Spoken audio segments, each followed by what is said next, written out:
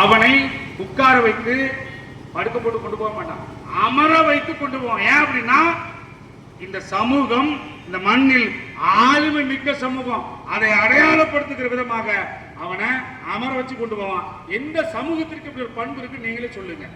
அங்க தோண்டி எடுத்ததுக்குள்ளாம் மல்லராகிய தேவேந்திர குல வேளாளன் வரலாறு எப்பெல்லாம் தோன்றும் போது தேவேந்திரன் வெளிப்படுதானோ உடனே தமிழர் வரலாறா மாறிடும்.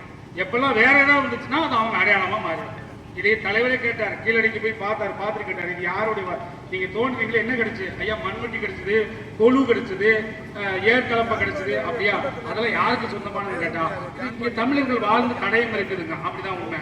அந்த தமிழர் யாருன்னு கேட்டா பதில் இல்லை, மௌனமா இருக்கிறோம். ஏன் அப்படின்னா நமக்கு பெருமை வந்துவிடக் கூடாது என்பதுல எல்லாருக்கும் அப்படி ஒரு ஆர்வம். எனக்கு பெருமை வரக்கூடாது என்பது ஆர்வம். ஆனால் நீங்கள் பேச மறுத்தாலும், நீங்கள் எங்களை பற்றி சொல்ல மறுத்தாலும் எங்களுடைய வரலாறு நீ எங்க தோன்றினாலும் கிடைக்கும். இங்க இருந்து நேரே போ, சிவகலையில தோன்றாய்ப்போம். சிவகலை என்பது தேவேந்திர குல வேளாளர் மக்கள் பெரும்பான்மை வாழுகிற ஊர்.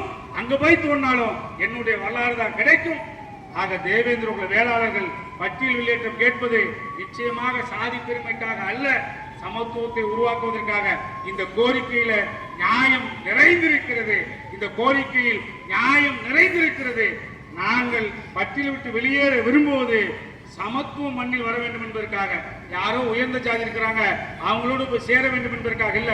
தலைவர் தெளிவாவே சொல்றாரு, எங்களை பட்டியல் விட்டு வெளியேற்றுங்க. எங்களை எங்க கொண்டு சேர்ப்பதுல உங்களுக்கு டவுட் இருந்தா பிசியில கொண்டு சேர்த்தா ஐயோ அங்க எதிர்ப்பு வந்துடக்கூடாது, எம்பிசியில சேர்த்தா ஐயோ எதிர்ப்பு வந்துடக்கூடாதுன்னு சொன்னா நாங்கள் அப்படி கேட்கவே இல்லை. எங்களை பிசியில சேருங்க, எம்பிசியில சேருங்க நாங்க சொல்லவே இல்லை. முதல்ல என்னை வெளியேற்றி எங்க கொண்டு சேர்க்கணும்? எனக்கு தனியாக வேளாண் பழங்குடி என்று கூட தனித்த இடஒதுக்கீடு கொடு என்று தலைவர் ஒருத்தர் தான் கேட்கிறார். வேற எவனுக்கு அந்த புத்தி இல்லை.